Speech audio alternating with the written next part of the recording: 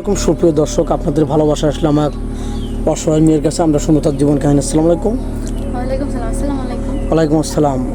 ছোট্ট আপু, কেমন আছো? আলহামদুলিল্লাহ, আপনার দোয়া ও ভালোবাসা আমি অনেক ভালো আছি।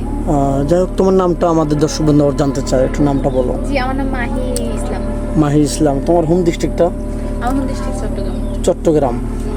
যাই হোক, তোমার ফ্যামিলিতে কে কে আছেন দর্শক জানতে চায়। আব্বু আছে, আম্মু আছে, ছোট একটা বোন আছে। তোমার আব্বু অসুস্থ ছিল না? হ্যাঁ, আমার আব্বু প্রচুর অসুস্থ। যাই হোক, তুমি আমাদের কাছে আসছো বিয়ে শাদীর জন্য না আর্থিক সহায়তার জন্য? আসলে আর্থিক সমস্যা আজীবন হবে, আজীবন তো মানুষ করবে না। না না না। তো ওরকম মানুষের লাইফে এমন একটা মানুষকে প্রয়োজন যে সবসময় পাশে থাকবে। জি জি তো জি। নিশ্চয়ই এই বিয়ের জন্য। বিয়ে শাদীর জন্য না? কেন তোমার চেহারা ভালো, অল্প বয়স, তোমাকে কেউ বিনা টাকায় বা কোনো আত্মীয় স্বজনের ভিতরে কেউ বিয়ে করতে চায় না? বিয়ে করতে চায় অনেকে, কিন্তু সবাই যৌতুক চায়, কিন্তু যৌতুক দেওয়া আমাদের পক্ষে সম্ভব না। দুই মুঠো খাই যে অনেক কষ্ট হয়ে যায়, যৌতুক দিলে কি হবে আপু?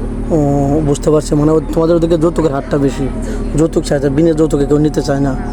তো আচ্ছা আচ্ছা, তাহলে তো খুবই কষ্ট। যাই হোক, কোনো প্রবাসী বাজু তোমাকে বিয়ে করে তার হয়তো তেমন কিছু নেই, তোমার বাড়িতে বাড়ি করে তোমার বাড়িতে থাকতে চায়, তাহলে কি তোমার কোনো প্রবলেম আছে? না, আমার কোনো প্রবলেম নাই। প্রবলেম নেই। না। আচ্ছা, কোনো প্রবাসী বাড়ির একটা বাচ্চা আছে, তার ওয়াইফ সব নিঃস্ব করে তাকে চলে গেছে, তার বাচ্চাটাকে দেখাশোনা করতে হবে, এরকম কি গ্রহণ করবে? ইনশাল্লাহ ওকে নিজের ছেলের মতো করে যত্ন করবো। সত্যি তো? এখন কিন্তু বলতেছো, তখন যদি আবার না মেনে নাও না, না, তাহলে? কেন মেনে নিব না? ওটা আমার যেরকম ছেলে, ওর যেরকম ছেলে আমারও তো ছেলে না। আমার হাজবেন্ডের ছেলে মানে আমার ছেলে। তো তো অনেক। নিজের ছেলেকে কি কেউ কখনো কষ্ট দেয়, কখনো দূরে ফেলাই দেয়? না না না না না, কখনো না। তো এরকম করাও যাবে না, কারণ তোমাকে সে ভালোবাসা দিয়ে গ্রহণ করে নেবে, যে কোনো উসুল্লায়, তাহলে তুমি তার সাথে ভালো ব্যবহার করলে তার কাছে সারা জীবন ভালোবাসা পাবে নাকি? তো যাই হোক, তোমার হাতে সংসারের চাবি জুড়লো, ভালোবেসে ছেড়ে দেয়, দায়িত্ব তোমার হাতে থাকে, তোমার নামে টাকা পাঠাতেছে, তার বাপ মা আছে, তাদেরকে আবার কষ্ট দিয়ে রাখবে নাকি, বা বাড়ি থেকে বের করে দিবে? এটা কেন হবে? আমার শ্বশুর শাশুড়ি যতদিন বেঁচে আছে ততদিন সংসারের চাবি আমার হাতে আমি নিব না। তারাই তোমার গার্জেন, তাদের হাতে থাকবে নাকি? তাদের ভালোবাসা পেলে তুমি যথেষ্ট, কোনো দায়িত্বের দরকার নেই, শুধু ভালোবাসার দরকার। তো আর কোনো প্রবাসী ভাই যদি তোমাকে বিয়ে করে বাইরে নিয়ে যেতে চায়, যে কোনো রাষ্ট্রে, আমার হাজবেন্ড বাংলাদেশে আমাকে যেখানে নিয়ে যেতে চায় আমি সেখানেই যাবে?